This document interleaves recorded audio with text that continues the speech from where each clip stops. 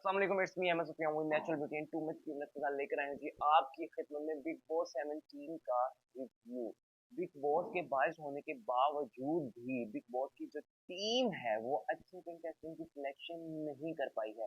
Big boss आधे से ज्यादा गुजर चुका है लेकिन घर पे लगी लागत अभी तक नहीं कमाई जा सकी क्योंकि टीआरपी आने का तो नाम ही नहीं ले रही। मैं सोचता हूँ अगर बिग बॉस को सलमान खान अगर होस्ट ना करें तो शायद वहां के जो गार्ड हैं उनकी भी तनख्वाहें नहीं निकल पाएंगी। इतने बोरिंग और घटिया किस्म के कंटेस्टेंट जो है उनकी सिलेक्शन की गई है जिनमें सर फहरिस्त है मुनव्वर फारूकी इंतहाई बोरिंग, उसके बाद विक्की और उसका भजन, उसके बाद अंकिता और उसके रोने धोने। ये देख देख के स्टार्टिंग से अब तक जो है हम तो थक चुके हैं। अगर इस शो के अंदर अभिषेक, ईशा और समर्थ जैसे आंसर ना होते तो फिर इस शो का क्या ही बनता। मनारा इरिटेटिंग जरूर है लेकिन मनारा कॉन्सेप्ट जरूर लेकर आती है, शो के हवाले से कोई ना कोई कंटेंट जरूर क्रिएट करती है। अगर मुनव्वर की गेम चल भी रही है तो वो मनारा की ही इर्द गिर्द चल रही है। अगर मुनव्वर गेम के अंदर नहीं होते हैं तो मनारा के पास तो बहुत सारे टॉपिक हैं जिसमें अनुराग आ जाता है, जिसमें ईशा आ जाती है, जिसमें अंकिता आ जाती है, लेकिन मुनव्वर के पास क्या है? कुछ भी नहीं।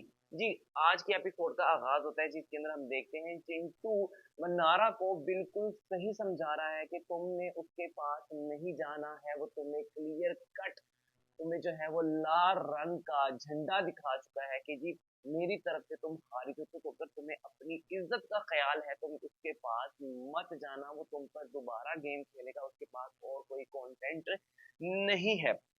समर्थ का, चिंटू का ये जो कंसर्न है टूवर्ड्स मन्नारा, ये देखने के लिए बड़ा ही अच्छा लगता है। गेम के पॉइंट ऑफ व्यू से भी वो खेल रहा है लेकिन उसका जो कंसर्न है वो मनारा के लिए गलत नहीं है, वो उसको बिल्कुल सही डायरेक्शन दिखा रहा है। अच्छा, हो ऐसा रहा है कि मनारा इस टाइम है वो राइट पे क्योंकि जो वाइब उसने एब्जॉर्व की है तो मुनव्वर, ठीक है, उसको लेके वो गलत नहीं है क्योंकि पिछले लॉकअप के शो के अंदर अंजलि के साथ भी मुनव्वर सेम पैटर्न की गेम खेल चुके हैं और उसको भी बाद में पता लगा था कि इसकी बाहर शादी हो चुकी है, इसका एक बच्चा है।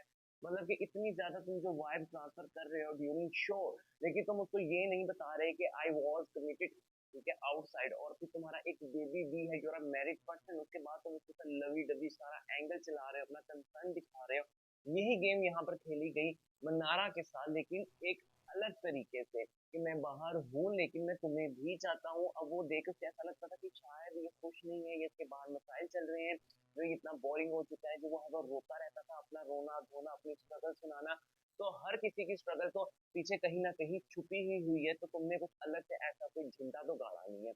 अच्छा जी, इसके बाद हम देखते हैं कि मनारा ने बिल्कुल ठीक कहा कि आयशा का एकदम से जो बीपी एकदम लो होता है, उसके बाद वो गिर जाती है, उसके बाद बिग बॉस की आवाज आती है तो बिग बॉस कहते हैं उसको उठा के ले आए, वो उठ भी जाती है, वो ठीक हो जाती है।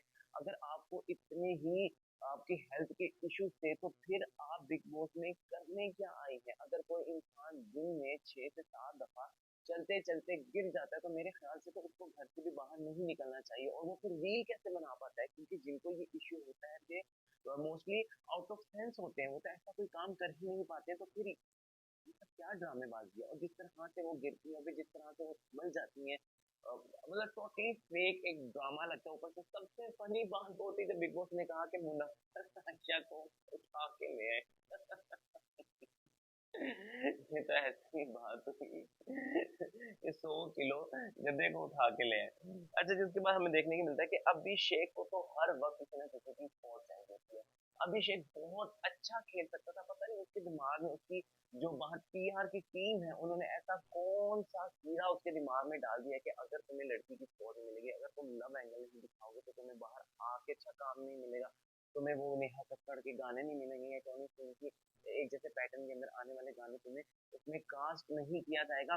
तो बड़ा जरूरी है कि तुम जो है वहाँ पे कोई लवी डवी दिखाओ, फेक रिलेशनशिप कायम करो, ठीक है, चाहे वो ईशा के साथ दोबारा से तुम्हारा क्यों ना पैचअप हो जाए, चाहे वो खानजादी के जाने पे जो तुमने ड्रामा किया। मैं तो भाई आज तक नहीं बोला, जिस तरह से तुम रोए और उसके बाद उसको तुमने जिस तरह से बुराइयां की और आयशा के आने पे जिस तरह से तुमने फिर आयशा की तरफ अपना जो कंसर्न दिखाया, बहुत ही घटियापन, बहुत ही घटियापन। इस टाइम गेम के अंदर जो ये समझ लें बैचलर्स का एक ग्रुप है जिसके अंदर हम कह लें कि चिंटू हो या हमारे पास अनुराग हो, मुनव्वर हो, अभिषेक हो, तो ज्यादातर की गेम यही है कि हम लड़कियों पे जो है अपना जादू दिखाएं या एक रिलेशनशिप वहां पे बना लें जिसके थ्रू जो है लोग हमारी लव स्टोरी को पसंद करें, हमारे हैशटैग चलें, हम ट्रेंडिंग पे आ जाएं। तो बेटा ट्रेंडिंग पे आ भी जाओगे लेकिन इज्जत कमाना बहुत मुश्किल होता है। और अभिषेक का तो एक पैटर्न दिखता है जिसमें वो आसिम रियाज को बड़ी बुरी तरह कॉपी करते हैं। तो आसिम रियाज फेक नहीं थे, और आसिम रियाज का जो प्यार दिखा था हिमांशी के लिए वो हमें आज भी याद है। इट वॉज टोटली प्योर, और वो कितना डिटर्मिंड था टूवर्ड हिमांशी। तो बेटा तुमसे तो ना हो पाएगा, कॉपी करने के लिए भी इंसान को कॉपी के काबिल होना चाहिए, लेकिन तुम तो मेरे ख्याल से इस शो के लिए एलिजिबल नहीं थे। इतना फिक्स, इतना फेक तुम लोग करके आए हो, इतना पढ़ के आए हो बिग बॉस को कि बिग बॉस बाहर होने के बावजूद भी कंफ्यूज है कि तुम लोगों की रियलिटी जो है ऑडियंस के सामने कैसे लेकर आए। तो हम लोग भी वही तलाश कर रहे हैं बिग बॉस जब से स्टार्ट हुआ है, और इतना बोरिंग है, इतना बोरिंग है। मैं भारतीय ऑडियंस से अपने एक रिव्यू के थ्रू जरूर कहना चाहूंगा कि पाकिस्तानी तमाशा सीजन 2 जाके देखिए, जिसमें आपको कोई गेम का पैटर्न नजर आएगा, जिसमें आपको कंसिस्टेंसी नजर आएगी, जिसमें आपको पता लगेगा कि हर एक की अपनी पर्सनैलिटी है। लेकिन क्या ही कहने, बिग बॉस सीजन 17 के बोरिंग होने का क्या ही लेवल है। अच्छा जी, उसके बाद हम देखते हैं कि बाथरूम में जाके घर की सबसे बड़ी रिंकू जी ने जाके चिंटू से पंगा लिया, कुछ गुनगुना रही थी। मैं कहता हूँ समर्थ अभी तक उनको बड़े ही अच्छे से जवाब दे रहा है। ये अच्छी बात है कि चिंटू जो है वो अब रिंकू जी को बड़े अच्छे से जवाब देता है, क्योंकि एक उम्र का तकाजा भी है जिसको अंकिता ने हाईलाइट भी किया। लेकिन चिंटू ने उस बात को कहा कि मैं उसे बदतमीजी नहीं कर रहा, लेकिन रिंकू जी को उम्र वाली बात जो है वो नागवार गुजरी कि अगर कोई आपकी इज्जत का ख्याल रख ही रहा है तो आप क्यों चाहती हैं कि वो आपकी इज्जत उतार के आपके हाथ में पकड़ा दे, फिर आपका कुछ भी नहीं रहेगा और आप मुंह देखती रह जाएंगी। ठीक है, आप जो ये क्लास की बात करें तो क्लास आपकी क्या कहती है कि पीछे बैठ के आप अंकिता की बुराई करें, लेकिन जब अंकिता के फेस टू फेस आना पड़े तो आप खामोशी अख्तियार कर लेती हैं। आप मुनव्वर को तो बहुत बताती हैं कि तुम्हें क्लियर होना चाहिए, क्लैरिटी तुमको यहीं से मिलेगी। तो आपने अभी तक कौन सा रिलेशन क्लियर किया है, आपने अभी तक कौन सी क्लैरिटी आप लेकर आई हैं, हमें भी बताएं। क्योंकि जब हम तो आपको बस यही देखते हैं कि आप मुनव्वर की पैम्परिंग करते हुए हमें नजर आती हैं। मतलब कि एक सेफ साइड आपका खेलना, मैं ये नहीं कहूंगा कि आप बहुत बुरी दिख रही हैं, आप मतलब कि गन बोलती हैं या आप वल्गैरिटी में चली जाती हैं। बात ये है कि आप गेम में अगर किसी के हक पे बैठी हुई हैं, आगे आपकी जगह कोई अच्छा कंटेस्टेंट आ सकता था, तो ये बात हमें एज ऑडियंस जरूर चुभेगी, क्योंकि हम बिग बॉस के रहे हैं सीजन 1 से फर्स्ट क्लास किस्म के। ओके जी, उसके बाद चिंटू का मसीहा वाला जो था वो बहुत मजे का था। चिंटू ने कल की एपिसोड में, मतलब कि अगर हम लास्ट 2 एपिसोड की बात करें तो चिंटू जो वहां पे ह्यूमर क्रिएट कर रहा है, मेरे ख्याल से और किसी ने अभी तक इस तरह का ह्यूमर जो है वो बिग बॉस में नहीं लेकर आए हैं। तहलका और अनु का जो था वो मुझे तो कुछ इतना फनी नहीं लगता था, वो मुझे बहुत ही बोरिंग और बहुत मतलब एक कहने एक पेंडा साइड चला जाता था, तो वो तो कुछ समझ में भी नहीं आता था। ठीक है, लेकिन चिंटू का जो कहना है, चिंटू का जो आगे बात करने का तरीका है, और जिस तरह से उसने अभिषेक की वो जो जबान है, वो जो चीख चीख के आगे बोलता है, उसको खामोश करवाया है, वो काबिल तारीफ है। लेकिन चिंटू अगर नहीं है इस टाइम बिग बॉस के अंदर, तो फिर एक आग नहीं है, एक फायर नहीं है, और एक ह्यूमर जिसको कहते हैं वो देखने के लिए नहीं मिलता है। सुहेल खान और अरबाज खान ने बहुत पहले ही इस बात की तस्दीक कर दी थी कि चिंटू जो है वो उनका फेवरेट है, क्योंकि हम 24 आवर्स बिग बॉस नहीं देख रहे थे, लेकिन उनको इसका फीडबैक जरूर मिलता था, वो इसको जरूर गो थ्रू करते थे। तो उनको पता था कि घर के अंदर हंसी मजाक मस्ती और एक ऑडियंस के लिए जो ह्यूमर है जो क्रिएट कर रहा है, जो टीआरपी में एक बहुत बड़ा अपना अमल दखल दिखाता है, वो है चिंटू। मुन्ना ने चिंटू के लिए एक कमेंट पास किया कि बकरे की माँ कब तक खैर मनाएगी। तो भाई, बकरे की माँ अगर कुछ कर रही है तो उसको करने दो। तुमने तो अभी तक बिग बॉस में कुछ भी नहीं किया, पहले आके तुम है जो 6 हफ्ते तो लगातार तुम चुप और खामोश रह के कैलकुलेशन हो गया, और सारी ऑडियंस बैठी हुई कि भाई पता नहीं तुम क्या ही कर दोगे, लेकिन तुमने क्या ही किया, तुमने कुछ नहीं किया। हमें तो जो मुनव्वर की गेम का पैटर्न नजर आया वो यही था कि Munawar was waiting for Ayesha, लेकिन उनकी कैलकुलेशन हो गई ही गलत, क्योंकि आयशा को पहले बिग बॉस के लिए अप्रोच नहीं किया गया था। It was a pre plan कि मैं जाऊंगा और फिर तुम्हें वहां पे बुलाया जाएगा, तुम इस तरह से बाहर करना और तुमको अंदर बुलाया जाएगा। लेकिन बहुत लेट जो है मुनव्वर को अंदर आयशा को अंदर बुलाया गया है बिग बॉस के, और मुनव्वर की कैलकुलेशन थोड़ी सी हुई खराब होती, जिस तरह से आयशा अंदर आई हो तो उन्होंने अपनी खामोशी इख्तियार कर ली। और हमें तो एज ऑडियंस भी मुनव्वर की तरफ से क्या, हाँ जी मैं एक्सेप्ट करता हूँ, मतलब कि मुनव्वर भी गलत साबित नहीं अपने आप को किया, आयशा को भी गलत साबित नहीं किया, पागल बनाया तो बिग बॉस वालों को बनाया। इसलिए मुझे लगता है कि सलमान खान ने आयशा का नाम लेना भी वहां पे पसंद नहीं किया है, क्योंकि इन्होंने जिस तरह से एक खिलवाड़ किया है बाहर सोशल मीडिया पे बैठ के कि मुनव्वर की ये वो फलाना ये सब कुछ, अगर किसी को आना ही था तो ना चलाती ना, क्योंकि वो ऑडियंस के सामने पहले भी कोई प्राइवेट प्रॉपर्टी तो रही नहीं थी, तो पब्लिक प्रॉपर्टी हो चुकी थी, क्योंकि मुनव्वर और आयशा अपना रिलेशन जो है वो पब्लिक के सामने खुल्लम खुल्ला रख चुके थे।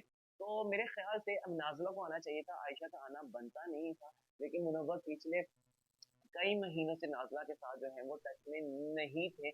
ये सारे एक स्क्रिप्टेड किस्म का काम किया गया है, क्योंकि जिस तरह से आयशा रोते रोते दिखती है और नाज़िला के साथ मैंने ये कर दिया, सॉरी नाज़िला, तुमने तो माफी नहीं, तुम्हें तो के पाँव धो धो के पीने चाहिए, तो तुम यहाँ पे हरकतें कर रही हो, मतलब कि अगर किसी लड़की के लिए तुम यहाँ पे आई हो तो उसके बाद तुम खुद उसके ही बंदे के साथ यहाँ पे जो है वो रोमांटिक सीन लव शब सब कुछ हाथ और कपड़े पहना तारीफ करवाना, ये सब तो है ना, ये रिलेशनशिप में होता है, ये आम किसी की दोस्ती में नहीं होता, ये खुन्नस में नहीं होता, ये लड़ाई झगड़े में नहीं होता, ये उसके साथ नहीं होता जो तू टाइमिंग कर रहा हो और उसमें आप को अच्छा खासा इस्तेमाल किया गया हो, तो फिर ये पागलपन हमें मत दिखाइए, क्योंकि हमें जहां तक नजर आया कि आप जिसका खुलासा जो मनारा ने कल के एपिसोड में किया कि मुनव्वर और इसका आयशा का ये प्लान था कि हम वहां पे जाएंगे और एक दूसरे को नहीं पहचानेंगे और फिर वहां पे जाके हम दिखाएंगे कि हमारे दरमियान एक प्यारा सा रिश्ता बन रहा है, जो कि लोगों को एक नई love story through big boss देखने के लिए मिलेगी।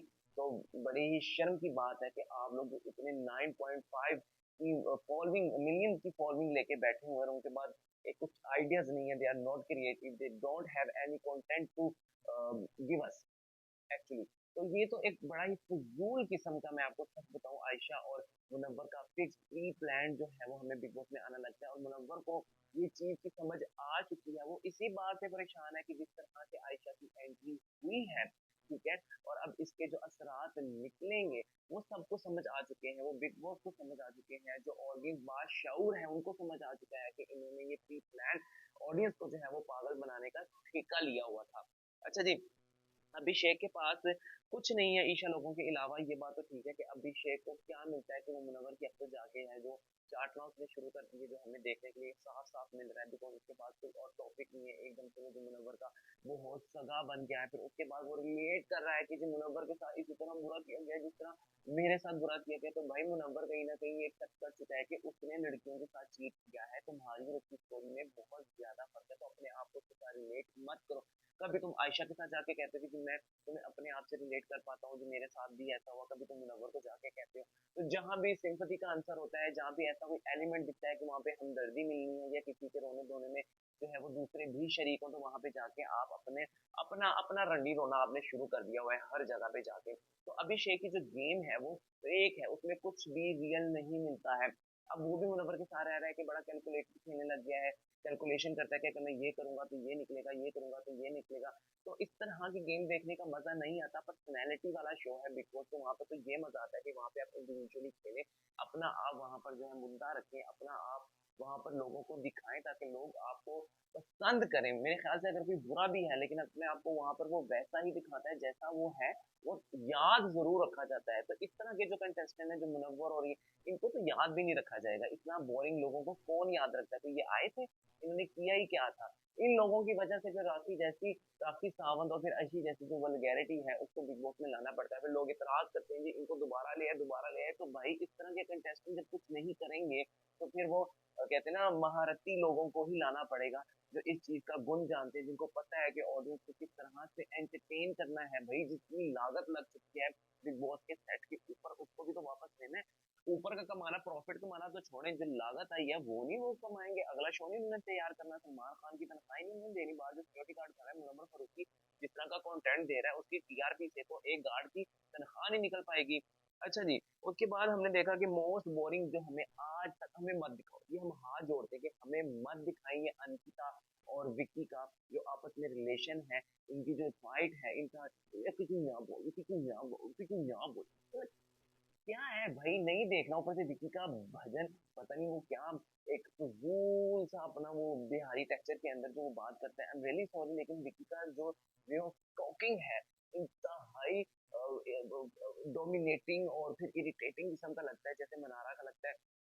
इतना लंबा दिखाएं, उनका पॉइंट ऑफ व्यू जरूर दिखाएं, लेकिन थोड़ा ऑडियंस के एक्सपेक्ट से भी सोचें कि हमें नहीं देखना यार। आपको पसंद होगा, वो बिजनेसमैन है, आपको फायदा दे सकता है, वो कॉन्ट्रैक्ट आपके साथ साइन हुआ है, हमारे साथ साइन नहीं हुआ, हमें मत दिखाएं यार, हमें काम मत दे। आप 24 घंटे की जो फुटेज आती है उसमें से उन्हीं मियाँ बीवी को दिखा दिया करें, लेकिन हमें इनकी इस तरह की लड़ाई मत दिखाया करें जिसका कोई सर पाँव ही नहीं होता है। रोज का एक टॉपिक, रोज का एक टॉपिक, रोज का एक टॉपिक, विकी का वही सेम पैटर्न। और फिर इतना इंतहाई घटिया इंसान के नेशनल टेलीविजन के ऊपर आके अपनी बीवी को थप्पड़ मारने की जो एक तरह से उसको धमकी ही कहते हैं, ठीक है। इधर अगर ये कोई कंटेस्टेंट ही आपस में करते हैं तो वहां पे इतना बुरा समझा जाता है, जिनके दरमियान एक कंपटीशन चल रहा होता है। तो फिर जब एक शोहर, एक मर्द है, वो औरत के ऊपर फिर जब इंडिया में रह के, जहाँ पे इस चीज का पहले ही माना जाता है कि बहुत ज्यादा लोगों के अंदर जो है इसकी सेंस पैदा करनी है, अगर वही लोग इस तरह से कर रहे हैं तो उस बात को नहीं जो है वो डिस्कस किया गया, तो ये बड़े ही मेरे ख्याल से बुरी बात है। मुझे तो बड़ा बुरा लगा, इस चीज को हाईलाइट करना चाहिए था कि जो मर्द हजरात इस तरह से करते हैं, जिनका गुस्सा इस तरह से निकलता है। हमने कभी देखा नहीं कि वहां पे अंकिता ने कहा कि तेरे मुंह पे थप्पड़ आ रहा है। तो अगर आता तो हम मानते कि दोनों तरफ से बराबर है, यहाँ पे तो हमें जो शोहर है वो डोमिनेटिंग दिखा, तो मैनिपुलेशन की तो आपको मैनिपुलेट करना तो आपको पता ही है, वो पहले दिन से होता आ रहा है। आज जो है वो 2 एपिसोड देखने के लिए मिली। मैं ये नहीं कह रहा हूँ कि समर्थ की गेम बहुत अच्छी है, लेकिन समर्थ ने जिस तरह से अपनी इंडिविजुअलिटी को हमारे सामने रखा है, और फिर जिस तरह से वो 24 आवर्स के लिए वो जिस तरह से चार्ज रहता है, और वो फिर जिस तरह से ईशा को साइड करता है, तुम मेरे टॉपिक में नहीं आओगी। अच्छा, अभिषेक और समर्थ का सिर्फ एक ही मसला आया है, वो ये है कि जब अभिषेक ने कहा कि मुझ में कितना दम है और कितना नहीं है, अपनी बंदी से पूछ। इसका मतलब तो सभी जानते हैं कि मेरे में कितना दम है, जरा अपनी बंदी से पूछ। मतलब कि ड्यूरिंग रिलेशनशिप मैं उसको किस तरह से जिस्मानी सेटिस्फेक्शन देता रहा हूँ, या मेरी क्या आप कह लें कि प्रोग्रेस रही है, तो उससे जाके पूछ। मतलब कि जिस बंदी से आप अभी भी इजहार करते हो कि मुझे प्यार है, और फिर उसके बारे में इस तरह की गंदी बात करो, उसका, और वो भी उसके भाई से, उसके बॉयफ्रेंड से, उसके बाप से, तो फिर वो आपका मुंह तो तोड़ेगा ही। यहाँ पे मुंह तोड़ने का इख्तियार नहीं है, उसको बहुत ही लीगल किस्म का एक्शन लिया जाता है, वरना आपका मुंह जरूर टूट जाना चाहिए था, जिसको सलमान खान ने भी हाईलाइट किया था। तो जो समर्थ कैसे भूल गए कि आपने इतनी गैरती वाली बात बोली है। और फिर ऑडियंस, ऑडियंस क्या वहां पे मैं कमेंट में देखता हूँ आके कि अभिषेक सच्चा है, क्या सच्चा है? अगर आप किसी से सच्चा प्यार करते हो और आज भी आप उसके लिए कोरों कुतरों में बैठ के रो रहे हो, तो आप उसके लिए इस तरह का गंद बोलोगे, आपको अपनी जुबान पे, अपनी अपने जहन में आने वाले शको शुबात पे काबू नहीं, और फिर जिस तरह से आप अग्रेशन दिखाते हो, मुंह के करीब आके आप जो बोलते हो, जिससे प्यार करते हो, उसके साथ इस तरह का तो अमल नहीं किया जाता है, ठीक है। और समर्थ फिर उस लिहाज से उस खुन्नस को रखते हुए जो कर रहा है, मतलब कि अगर उसको हम एज बॉयफ्रेंड की नजर से देखें कि वो अपनी लड़की के लिए जिस तरह से स्टैंड ले रहा है, वो काबिल तारीफ है। मतलब कि कोई खुश हो ना हो, उसकी लड़की जरूर खुश होगी जिसके इर्द गिर्द वो अपनी जिंदगी को देखता है। अच्छा जी, उसके बाद ये रिंकू जी ने एक बात की थी कि तुम देखते हैं बाहर जाके ईशा से शादी कर लेना, वरना ईशा बदनाम हो जाएगी। तो रिंकू जी, आपने भी अपनी जिंदगी में कुछ ऐसे काम किए होंगे, और फिर आपकी वहाँ शादी नहीं हुई होगी, मेरे ख्याल से अभी भी नहीं हुई है, तो आप कितना तो बदनाम हुई है, हमें ये जानना है। ऐसा नहीं है कि ये सब चीजें ईशा की ही जिंदगी में चल रही है, ये आपकी जिंदगी में भी रही होंगी। तो अगर आप आज बदनाम होते तो फिर आप कैसा महसूस करते? एक 19 साल की लड़की के लिए, जो कि 19 साल की नहीं लगती, शी इज टू मेच्योर, अगर हम उसको 19 ईयर्स ओल्ड का कहते हैं, तो जिस तरह से उसकी गेम हम देख रहे हैं, और वो फेस पे है, उसने ऐश्वर्या के साथ जो किया वो गलत था, हम उसको डिफेंड नहीं कर रहे हैं, ठीक है। लेकिन जब उसका शोहर ही वहां पे डिफेंड नहीं कर रहा, तो किसी को क्या ही दुख होगा? उसका अपना शोहर वहां पे रह के उनके खिलाफ नहीं खेल पा रहा, तो हमने क्या स्टैंड लेना है भाई? हम क्या स्टैंड लेंगे? अच्छा जी, अंकिता और विक्की का जो भी सीन वहां पे चल रहा है, हमें विक्की जो है वो बड़ा ही इनसिक्योर नजर आता है। अगर ईशा अंकिता को तीसरे नंबर पे रखती और विक्की को चौथे नंबर पे देखती, तब हम विक्की का रिएक्शन देखते कि वहां विक्की क्या बोलते हैं। अभी तो विक्की ने कह दिया कोई बात नहीं, रिंकू इसका जो है वो है क्या कहते हैं, अपना पॉइंट ऑफ व्यू है। तो मैं देखता अगर तुम्हें वो 12वें नंबर पे रख देती, या तुम्हें वो 5वें नंबर पे ले आती है, चौथे नंबर पे ले आती। तुम तो चाहते हो कि लोग अंकिता से पहले तुम्हारा नाम लें, इसलिए नहीं मेरे भाई, शक्ल सूरत में लें, ठीक है। जिस तरह से तुम बात करते हो उसमें नहीं, या तुम्हारा कोई बहुत अच्छा पॉइंट ऑफ व्यू हो उसमें नहीं, या तुम बहुत अच्छे आर्टिस्ट हो उसमें नहीं, तो एक तो तुम बीवी के बलबूते पे आए तो मुझे शुक्रगुजार होना चाहिए, लेकिन तुम वहां पे क्या कर रहे हो, तुम जो तुम्हें सोने का चम्मच मिला है तुम उस पे ही थूकना शुरू हो गए हो। तो इतना इनसिक्योर किस्म का हस्बैंड, और साफ दिखता है कि he is using Ankita for his popularity, तो वो साफ साफ साफ साफ किस्म की इनसिक्योरिटी जो है वो नजर तो जरूर आती है। अच्छा जी, हमें एपिसोड में देखने के लिए मिला कि एक वाहिद इंसान है जो मुन्ना की गेम का पैटर्न जो है उसको बड़ा खुल के ऑडियंस के सामने डिस्कस करता है। वन एंड ओनली स्मार्ट और चिंटू। चिंटू ने बड़े ही खुले में ये बात की है कि मुन्ना के पास जो है इतने बोरिंग टॉपिक थे, इतने बोरिंग टॉपिक थे कि उसको सलमान खान जो है वो इतनी बार हाईलाइट कर चुके हैं कि हमें कोई ये चिड़िया उड़ कौवा उड़ इसमें इंटरेस्ट नहीं है, तुम अपनी जिंदगी में कितनी स्ट्रगल की, तुम अपने बच्चे के लिए क्या करते हो, ये गेम से रिलेटेड चीजें नहीं है, तुम बाहर की चीजों को लेकर आ रहे हो, इसको मत लेकर आओ। लेकिन मेरे ख्याल से जितना मुन्ना ने इस शो के अंदर हमें बोर किया है, जितना उसने बिग बॉस का टाइम वेस्ट किया है, जितना टीआरपी को गिराने में इसका अमल दखल रहा है, यकीन करें इसको 2 करोड़ का हर्जाना होना चाहिए और बेइज्जत करके बिग बॉस से घर से निकालना चाहिए।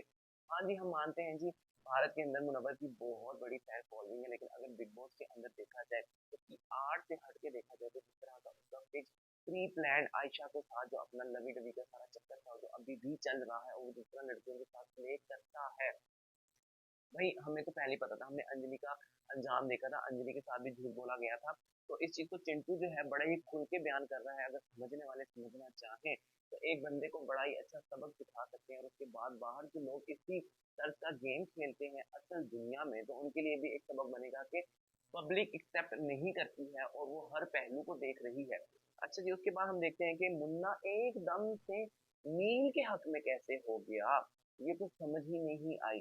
नी तो हर किसी के ही हक में चला जाता है, नी को इधर से रोटी मिले उधर से रोटी मिले, उसका तो कोई अपना पॉइंट ऑफ व्यू है ही नहीं। मतलब उसका वही एक हिसाब है कि हवा में जब तक है ठीक है, जैसे जमीन के करीब आए तो गिर गया और वहां गिरे ही रहना है।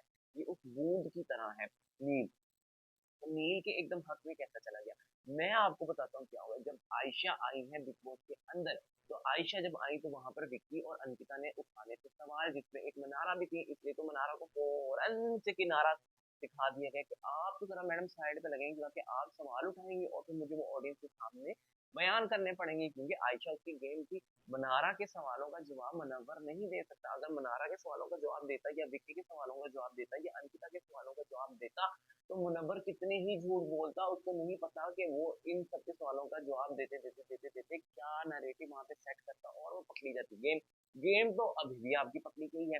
ठीक है, हमने देखा कि एकदम से नील जिसके खिलाफ लगे, इसने अन्नू को अपने जो है वहां पे जितवा दिया था, लेकिन नील को हरा दिया था, और विक्की को खुश करने के लिए आज तक तुम यही करते आए हो कि तुम ऐश्वर्या और नील को नॉमिनेट करते रहे, उनके बगैर मत के उनके खिलाफ जाते रहे, हालांकि और बहुत सारे लोग थे। अनुराग था, अनुराग के तुम खिलाफ नहीं जाते, हालांकि अनुराग से तुम्हारी शुरू की दुश्मनी थी, क्योंकि तुम लोगों के जो फॉलोअर्स हैं वो एक ही सतह पे आते हैं। अच्छा जी, फिर नील को इस वजह से अपने ग्रुप के अंदर एंटर किया गया क्योंकि वो तो सवाल कोई पूछते हैं नहीं, रिंकू जी को एक ऐसी कहते हैं ना लगाम वाली घोड़ी की तरह इस्तेमाल किया जा रहा है कि जितना हम आपको इजाजत देंगे आप उतना ही पूछेंगे, इससे ज्यादा आपको पूछने का हक मुन्ना नहीं देता है।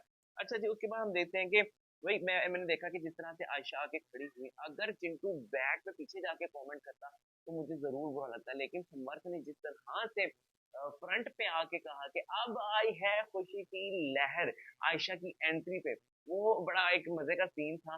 मतलब कि ऑडियंस के लिए तो ह्यूमर था, तो वहां पे बैठे लोगों के लिए इरिटेटिंग हो सकता है, लेकिन उसने कोई बैक पे जाके गेम नहीं खेली, उसने कहा अब ज्ञान शुरू होगा, अब शेरो शायरी शुरू होगी, अब वो लव एंगल शुरू होगा। उसका वहां पे कहने का मतलब ही ये था कि मुन्ना की गेम तो अब स्टार्ट होगी जब आयशा आई है, अब लव एंगल चलेगा, अब यहाँ पे फेक स्टोरी बनेगी, अब यहाँ पे लवी शवी होगा, यहाँ पे शेरो शायरी शुरू होगी, मुशाहिदा शुरू होगा, मुशायरा शुरू होगा। तो इस तरह के जो कमेंट है जिनको पास करके ऑडियंस को मुन्ना की गेम का जो है वो खुलासा करते जा रहे हैं। लेकिन गट्स चाहिए भाई इतना करने के लिए, जो अभी तक हमने ईशा और समर्थ के अलावा किसी में नहीं देखा। मनारा में हमने जरूर देखा है कि वो फेस टू फेस आके बोल लेती है, लेकिन जब जवाब मिलता है तो उनका एकदम से पलट के वहां से चले जाना, क्योंकि वो इतना ज्यादा प्रेशर नहीं ले पाती है। लेकिन वो है जेन्युइन बंदी। इरिटेटिंग जरूर है क्योंकि उसका द वे ऑफ टॉकिंग और जो वे द एक्सप्रेशन की वो भरमार कर देती है, इंसान देखने वाला उसे आहट फील करता है। लेकिन अगर सिर्फ उसकी बात को सुना जाए तो वो सेंसिबल होती है, वो समझ में आती है कि वो क्या बात कन्वे करना चाह रही है। वो अभी ऐसे प्लेटफॉर्म पे है और वो ऐसे बैकग्राउंड से है, तो वो यहाँ पे नहीं कह सकती है कि शी हैज समवन फीलिंग और उसके बाद उसने मुझे एक्सेप्ट नहीं किया तो ये बेइज्जती को, ये डिसरिस्पेक्ट को। लेकिन तुम्हें एक्सेप्ट इसने नहीं किया, तुम्हें एक्सेप्ट किया भी हुआ था। हमने भी देखा है मुन्ना का the way he was supporting you और टेकिंग स्टैंड फॉर यू, उसके बाद उसका एकदम से पलट जाना। ठीक है, और फिर आपको उसका मुन्ना ने एक स्टेटमेंट पास की कि मैं इसको कभी कंफर्ट फिजिकल टच नहीं देता था। और तो भाई वो कौन सा अपने कपड़े फाड़ के तुम्हारे गले लग रही थी या तुम्हारे कपड़े फाड़ के लग रही थी? इतने तुम हीरो रहते नहीं, लुद्दड़ से ना हो तो। अच्छा जी, उसके बाद हमने देखा चिंटू जो है वो समझा समझा के इस बात को थक गया है कि मुन्ना की अब तुमने गालियां दी, मुन्ना का एग्रेशन देखा है, ये जो इसने इतने अभी बिग बॉस के अंदर इतने दिन गुजारे हैं और ये इतना फेक स्माइल रखे। मुझे तो लॉकअप के अंदर भी मुन्ना से जो है ना, जब इसका अंजलि के साथ जो था उसके बाहर निकल के जिस तरह से एक गंद फैला था और फिर इस तीसरे के अंदर ही खलासे हुए थे शादी को लेके, लेकिन इसने क्या किया था अपने तक से बहाकर लोगों को हुआ कि इतना मुस्कुराने वाला चेहरा एकदम से उदास हो गया, इसके अंदर कितना दुख है। असल में उसके पास जो है ना वो अल्फाजों की स्ट्रेंथ है, जिसको मनारा ने भी हाईलाइट किया था जब वो ओरा के साथ बैठ के गेम कर रहा था कि मनारा ने इतना आगे बात, मनारा ने आगे बात पहुंचाई है। तो जो है मनारा ने बिल्कुल सही वहां पे एक चीज हाईलाइट की थी कि तुम यहाँ पे अपने लफ्जों की जो स्ट्रेंथ है, जो अपनी ताकत है, उसका इस्तेमाल कर रहे हो। इसके अलावा के बाद कुछ नहीं है। इसमें तो मनारा को क्ले कहा था ना कि तुम क्ले की तरह हो, कि तुम्हें किसी भी तरह मोड़ा जा सकता है, यही तुम्हारा बेनिफिट भी है, यही तुम्हारा नुकसान भी है। तो भाई तुम्हारा भी इसी तरह है कि लफ्जा दा खिलाड़ी ते अमला दा अनाड़ी, लफ्ज बड़े बड़े ते अमल है कोई नहीं है ना चिल। ऐसे मैंने देखा है कि मुनव्वर जो है वो शायद वहाँ की जो कंटेस्टेंट है या ऑडियंस है, उनको वो चीजें समझ नहीं आती हैं, क्योंकि मुनव्वर जो है वो कुछ उर्दू लिटरेचर की चीजें जो है वो इस्तेमाल करते हैं, जिनमें बड़े बड़े अल्फाज होते हैं, जैसे हिजरत, जैसे फितरत, जैसे अंदाज़े बयां। तो इस तरह की चीज़ों का वो इस्तेमाल करते हैं जो कि हम यहाँ के पाकिस्तानी ऑडियंस है उसको बड़े अच्छे से समझ पाती है। तो आप बिलीव करें कि हमारे यहाँ पे 10th स्टैंडर्ड का जो स्टूडेंट है वो उस चीज़ को उससे ज़्यादा खूबसूरती से डिस्क्राइब कर पाता है, मतलब कर पाता है डिस्क्राइब, जिस तरह से मुनव्वर उसको करते हैं। और मुनव्वर हर चीज़ का जो वहाँ पे उर्दू में बयान की जा रही होती है उसका एक अलग ही मतलब लेते हैं। जो अशार उर्दू के हैं जिनको वो वहाँ पे बोलते हैं, उनका वो एक अलग ही मतलब बयां करते हैं, एक अलग ही सिचुएशन में बयां करते हैं। लेकिन लोगों को लगता है कि ये बड़े हैवी किस्म के अल्फाज बोले जो हमारी समझ में नहीं आए, ओहो बहुत बड़ा बंदा है। तो ऐसा कुछ नहीं है। अगर आप उर्दू लिटरेचर को पढ़ना शुरू करें तो आपको समझ आ जाएगा कि मुनव्वर फारूकी ये अल्फाजों का जो एक कहते हैं ना इज्तिमाई अल्फाज कहाँ से लेकर आते हैं, तो ये उर्दू लिटरेचर में से हैं। और हमारे जो शोरा गुजरे हैं उनके हैं सारे ये। अच्छा जी, मुझे एक चीज समझ नहीं आती कि आयशा आयशा वहां पे मैं कहती देखती हूँ सॉरी नाजला, सॉरी नाजला। तो बहन अगर तुम नाजला का स्टैंड लेने आई थी तो तुम तो खुद चिमड़ गई हो आके, तुम तो खुद हाथ पकड़ा के बैठी हो, तुम तो खुद अपने कपड़ों की खूबसूरती के बारे में वहां पे कमेंट्स ले रही हो। तो ये सब नहीं होता है जब आप जब आप किसी के हक के लिए निकलते हैं, अपने हक के लिए निकलते हैं। आप तो कोई और ही गेम है भाई आपकी, आप लोगों को तो एक पे किस्म का जो है वो पी प्लान हमें नजर आता है सारा गेम के अगर हवाले से देखा जाए, और बड़ा ही बोरिंग है। आयशा ने भी कोई आके झंडे नहीं गाड़ दिए, ठीक है ना। वो भी मुनव्वर की तरह उसी तरह चुप खामोश अपना पॉइंट ऑफ व्यू नहीं रखना, हाथ पकड़ लिया, नजाक के दिखा दी। और उसका आपको पता है कि मुनव्वर की एक फैन फॉलोइंग है, तो बिग बॉस में वो कंटेंट दिखाना ही है। तो वो ऑडियंस के दिल में कुछ गाने लगेंगे, रील्स बनेंगी, बस इनकी सोच इसी तरह की है। ये सिद्धार्थ नहीं बन सकते, ये आसिम रियाज नहीं बन सकते, ये शहनाज गिल नहीं बन सकते, ये यही रहेंगे टुच्चे किस्म के। अच्छा जी, उसके बाद हम देखते हैं कि बाबू भैया को जिस तरह से चिंटू ने ललकारा कि भैया आपने अपने आप को नंबर वन कैसे कह दिया, कैसे कह दिया आपने अपने आप को नंबर वन, आप इस काबिल भी है। पहले तो आप छह जो उसका पैटर्न बयान किया, and the way Chintu was talking it was so like, इतना लाइटर था, इतना फनी था, इतना तो मजा आया है वो सुनने के अंदर के आपको देखने में बड़ा मजा आता है। बहुत मजे करना, बहुत मजे करना। बाबू भैया के मुंह पे जो भिगो के जूती मारी है ना, क्योंकि मुझे तो खुद बाबू भैया की आज तक समझ नहीं आज तक हम जाके अगर कमेंट सेक्शन के अंदर देखें तो उनकी वो जो ब्रो सेना है वो पता नहीं कहाँ है, वो कुछ सो रही है, पता नहीं वो घोड़ों मतलब मुझे समझ नहीं आती कौन सी सेना। लोग आपको तब तक पसंद करते हैं जब तक वो आपकी अच्छाई से रिलेट कर पा रहे होते हैं। जब वो आप में इतनी नेगेटिविटी और आपको इतना बगैर रीढ़ की हड्डी के देखते हैं तो वो सारे ही आपसे बैक स्टेप ले लेते हैं, और यही हाल हुआ है जी आपके साथ भी। बड़ा बाबू भैया। अच्छा जी, मनारा ने जो औरा का बताया था कि औरा ने आयशा के बारे में बताया कि मैं उसके साथ डांस करते हुए बड़ा अनकंफर्ट फील करता हूँ, तो वो उस तरह से अच्छा, एक क्लिप दिखाया गया था जिसके अंदर मुनव्वर बैठा हुआ था और आयशा ने औरा को किस की थी। तो अगर हमें देखने वाली ऑडियंस को ये महसूस हो सकता है कि आयशा ने उसको बड़ा ही यूटिलाइज किस्म का उसको यूज करने वाला जो है वहां पे एक जेस्चर दिया है किसके थ्रू, तो वो जिसको किया जा रहा है उसको क्यों नहीं समझ आएगा, क्योंकि वो मुनव्वर को दिखाने के लिए था, वो ऑडियंस को दिखाने के लिए था कि देखो मुनव्वर मेरे लिए कितना कंसर्न करता है, उसको कितना बुरा लगता है, तो वो उसकी तरफ से चीज आ जाएगी, क्योंकि वो भी सोशल मीडिया पे रही है, उनको पता है कि how to utilize the people in a good way और अ बैड वे। तो ओरा ओरा ओरा एक ऐसी जगह से आते हैं जहाँ पे बड़े ही वसी जहन रखा जाता है, जहाँ पे इंसानियत को बहुत अव्वल दर्जे पे रखा जाता है।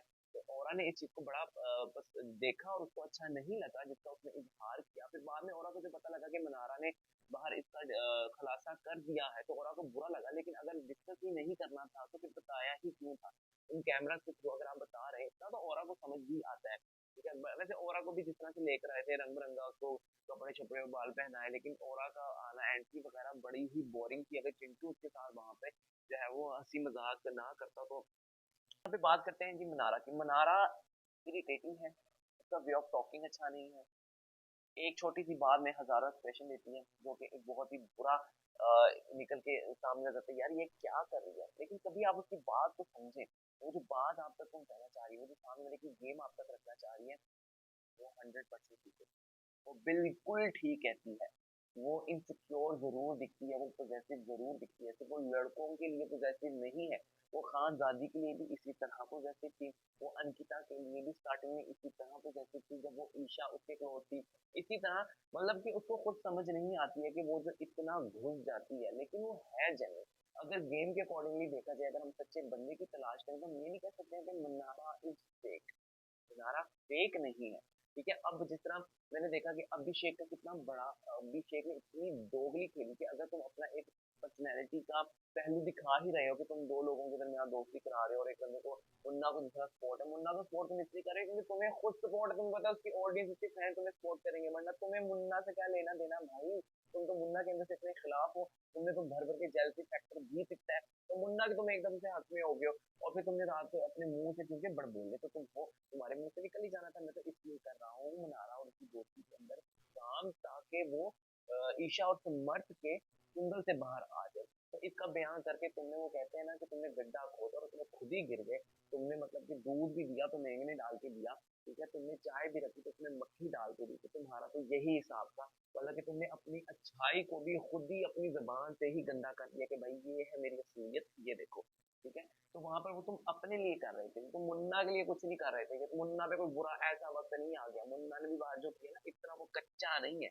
ठीक है, जो इतने प्री प्लान करके आते हैं ना, तो उनको पता है वो तुम्हें यूटिलाइज कर देगा, तुम्हें यूज कर देगा बेटा। अच्छा जी, मुन्ना का अपना कोई टॉपिक है नहीं।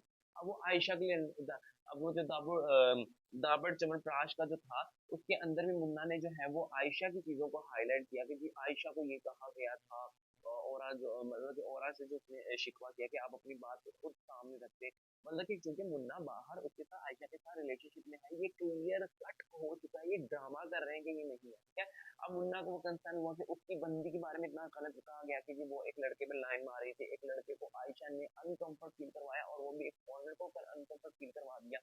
मतलब कि उसकी इमेज को बचाने के लिए, क्योंकि उसको लेके आगे भाई तुमने घूमना है फिरना है भी 4-5 साल, तुमने इसके नाम पे फुटेज खानी है, क्योंकि एक लड़की को चाहिए जो सोशल मीडिया पे लोगों की वो पसंद भी हो, क्योंकि 2.5 मिलियन की तो आयशा की फॉलोइंग है। ठीक है, उसके बाद तुमने क्या किया है जी, वहां पे जाके औरा से भी तुमने आयशा की बात की, और फिर बाहर में बैठ के तुम जो डिस्कस कर रहे थे औरा के साथ, जिसमें मनारा ने हाईलाइट किया कि मुन्ना तुम आयशा की बात यहाँ पे डिस्कस क्यों कर रहे, तुम काम उकर गए, मैं तो औरा से उसकी बात डिस्कस कर रहा था कि मैंने उसको क्यों जो है वहां पे वो दाबर च्यवनप्राश खिलाया था। तो भाई तुमने इसीलिए खिलाया था ना कि उसने आयशा की बात जो है वो मुनारा से कर दी थी। ठीक है, तो तुम आयशा की ही बात वहां पे क्लियर कर रहे थे, तो झूठ क्यों बोल रहे हो, क्योंकि तुम्हारा पकड़ा जाना लग गया वहां पे। मुनारा ने बहुत सही करके अल्फाजों का खेल खेल रहा है ना, सही पकड़ा। मैं कहता हूँ 100 नंबर मिलने चाहिए इसके अंदर। डाबर च्यवनप्राश के अंदर हमने देखा जी आयशा ने ना कहा कि मुनारा मेरी माँ को बहुत पसंद था, तो ये मम्मी कार्ड ना यहाँ पे नहीं खेला जाएगा। अक्सर ये होता है कि जब हमने अपने दोस्त वगैरह को थोड़ा लाइटर मूड में लेकर आना, तो यार तू तो मेरी माँ का बड़ा फेवरेट है, यार तू तो मेरी माँ की बड़ी फेवरेट है, मेरे अब्बू की बड़ी फेवरेट है, तो ये खेल भी नहीं चलेगा। मनारा को कोई इस्तेमाल नहीं कर रहा, मनारा को कोई इस्तेमाल कर रहा था तो वो आपका सो कॉल्ड बॉयफ्रेंड था मुनव्वर, उसने इस्तेमाल किया, क्योंकि उसके अलावा तो और कोई गेम नहीं थी। Mannara is the only reason and the topic जो मुनव्वर के पास था थ्रू आउट द शो, उसके पास और कुछ भी नहीं था। और हम लोग बड़ा इरिटेट हुए क्योंकि मनारा को देखना तो इतना आसान नहीं है, हम मुश्किल काम है भाई, सर दर्द होने लग जाता है। आयशा ने मनारा को कहा कि तुम इंडिविजुअल हो, इंडिविजुअली खेलो ना, तो जाके बेड पे लेट जाओ, किसी को ले लो। तब तो मुनव्वर नहीं बोला। बंदी ने इतनी गंदी बात की तब तो नहीं बोला। और आगे अगर बात मुनारा ने बाहर निकाल दी कि एक बंदा उससे अनकंफर्ट फील कर रहा है, तो बड़ी बुरी लगी तुम्हें है? और फिर जब तुम्हारी मम्मी ने इतनी गंदी बात इतनी इजी से कर दी, और पूरा घर नहीं आया बोलने, वो चीख रही है कि मुझे एक इतनी गंदी घटिया किस्म की स्टेटमेंट पास की गई है। अच्छा, वो कहती कि मैंने, अच्छा कहती मैंने इस वे में नहीं बोला था। जब चार लोगों ने तुम्हें कहा कि तुमने इसी वे में बोला है, तो फिर तुम जाके सॉरी भी करने चलेगी। तुम सच्ची थी, तुम कहती मैं तो बोला ही नहीं है ऐसे। और मुनव्वर वो खामोश रहा वहां तो, क्योंकि मुनव्वर ने अब आगे आयशा के साथ गेम खेलनी है, वो लव एंगल, वो गाने चाहिए, वो देखे। मुनव्वर वहां बाहर लोगों के लिए एक कॉमेडियन के तौर पे तो जरूर एक हुआ है, लेकिन हीरो या ये सब कुछ उसको नहीं मिला है। एक जो होता है ना attraction of audience toward someone, वो उसको नहीं मिली है। लोगों को चाहत जरूर मिली है, लेकिन एक लस्ट किस्म की जो होती है ना, जो इंसान की कहीं ना कहीं ख्वाहिश भी होती है, वो मुनव्वर को कहीं नहीं मिली है।